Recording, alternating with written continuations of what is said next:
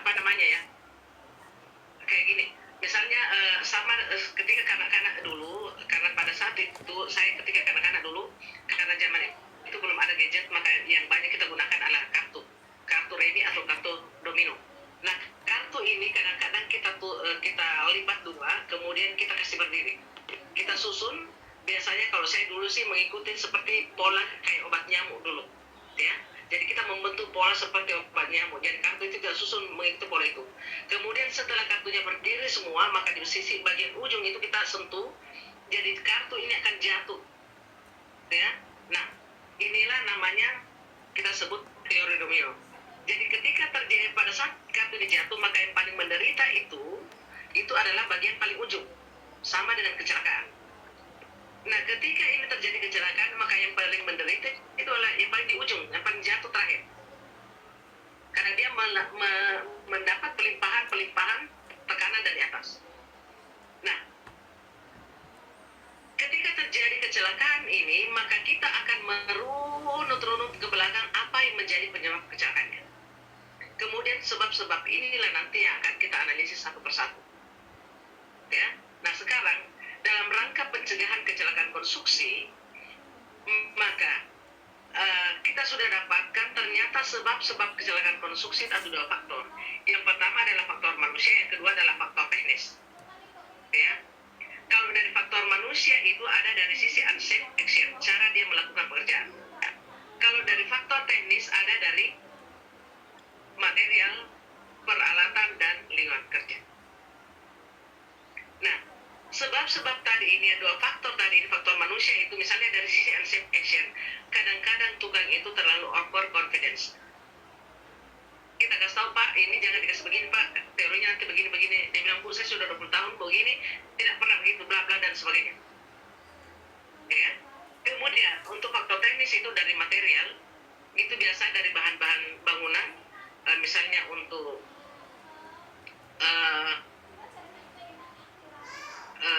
misalnya ada bahan-bahan yang mudah terbakar, misalnya thinner, ada juga bahan-bahan yang mudah membuat tangan kita iritasi, misalnya semen dan sebagainya. Kemudian untuk peralatan macam-macam, mulai alat tangan sampai alat berat, semua punya potensi bahaya sesuai dengan alat apa yang kita gunakan. Dan ada lingkungan kerja juga. Lingkungan kerja itu misalnya tadi gelap, licin dan sebagainya, itu mendukung terjadinya kecelakaan.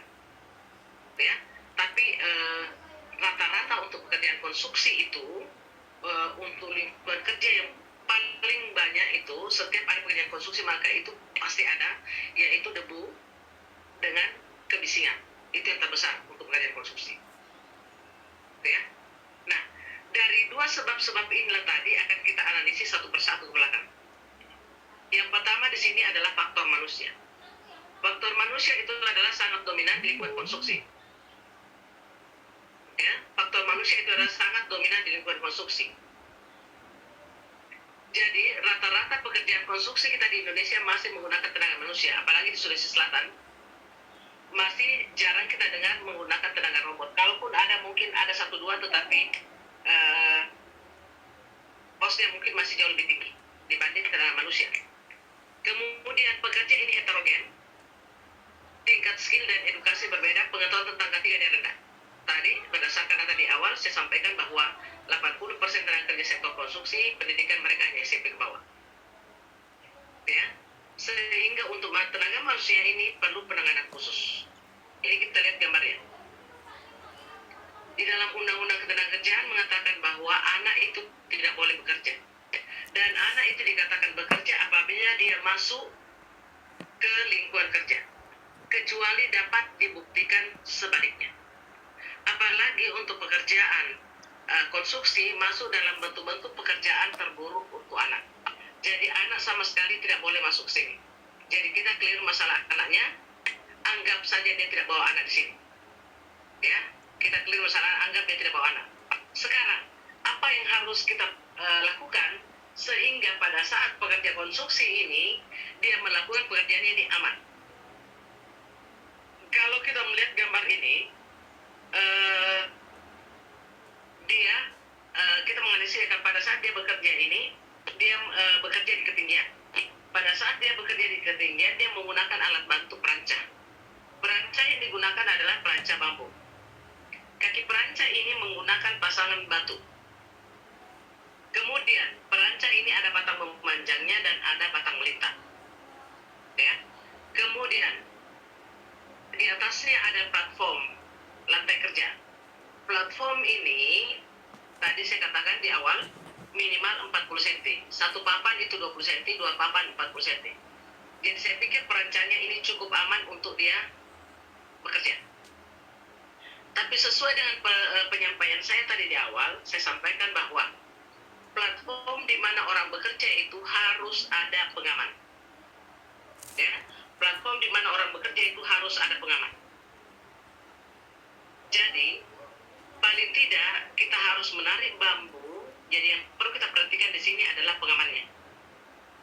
Jadi paling tidak kita harus menarik bambu dua dari ujung sana ke ujung sini sebagai penahan badan dan penahan lutut bagi pekerja. Kemudian yang kedua, mari sama-sama kita perhatikan gambar ini. Terbayang nggak sama bapak dan ibu, kira-kira dia naiknya dari mana ini? Kemarin ada bilang, Bu, tangganya katanya ada di bagian sini. Artinya bahwa untuk sampai ke platform dia bekerja, itu dia harus menggunakan titian. Itu jauh lebih berbahaya. Seharusnya tangga itu melengket di dinding, ataukah dia melengket di platform, supaya memudahkan dia untuk naik atau turun ketika dia butuh sesuatu. Ya. Kemudian, dari faktor teknis ini berkaitan dengan kegiatan kerja yang disebabkan oleh kondisi teknis dan metode kerja yang tidak memenuhi standar K3. Ini contohnya. Kalau kita melihat gambar ini, mungkin kalau saya melihat gambar ini, mungkin di daerah sini adalah daerah basah. Kenapa saya katakan daerah basah? Karena di dalam SKB 174 mengatakan bahwa untuk daerah basah itu lantainya harus agak kasar supaya orang tidak mudah terpeleset. Ya. Tapi entah lantai atau tehel yang agak kasar di sini tidak ada dijual, ataukah yang punya bangunan ini habis anggarannya, sehingga saya mengatakan bahwa tukangnya ini cukup kreatif. Kenapa? Karena dia memanfaatkan sisa-sisa bahan yang ada. Dengan jalan dia baliklah ini. Tapi persoalan muncul dari sisi ketiga bahwa ternyata sisi bagian yang licin ini tidak aku makan dengan campuran. Jadi setiap saat ini bisa lepas. Kemarin ada yang bilang begini, Bu, bisa Bu, ini katanya ditotol-totol, dikasih kasar. Ya, itu baku uangkan. Oke, kalau itu bisa dikasih kasar, sekarang kita hitung berapa lama mau ditotol satu tehel dan berapa tehel yang mau ditotol, berapa biaya semua. Kenapa sih kita tidak floor biasa saya dulu? Kalau kita floor biasa kan memenuhi syarat dari sisi ketiga, walaupun agak kasar. Nanti ada tehel yang agak kasar dijual, atau nanti ada anggaran yang punya bangunan ini, baru kita ganti. Hanya saja memang ada dua tahapan yang harus kita lalui, tapi dari sisi ketiga kita aman.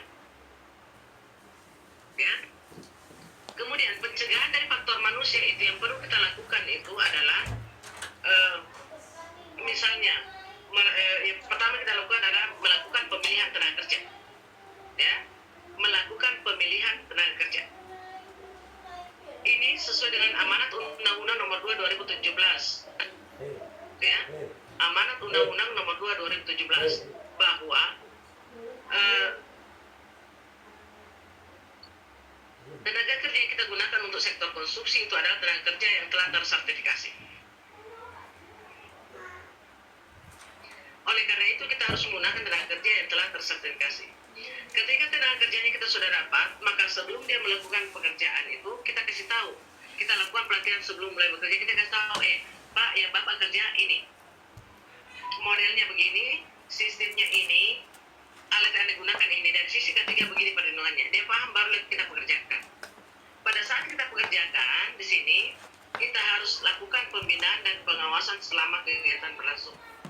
Pengawasan selama kegiatan berlangsung bukan berarti 7 jam dia bekerja, 7 jam kita tongkrongin, enggak. Dari jauh saja kita lihat, betul enggak yang tadi saya sampaikan dilakukan atau tidak. Kalau tidak, kenapa? Kita harus tanya dulu. Dan kita harus dengar argumennya. dapat kita terima, carikan dia cara perlindungan lain.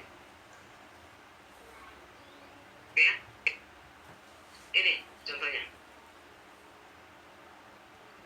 Kemudian pencegahan dan faktor teknis, yaitu pertama yang kita lakukan adalah membuat perencanaan kerja yang baik. Kita buka program K3 kita bagaimana?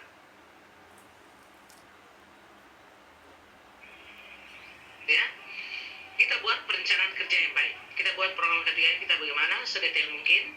Kemudian kita lakukan pemeliharaan dan perawatan peralatan, pengawasan dan pengujian peralatan kerja, penggunaan metode dan teknik konstruksi yang aman, dan penerapan sistem manajemen K3.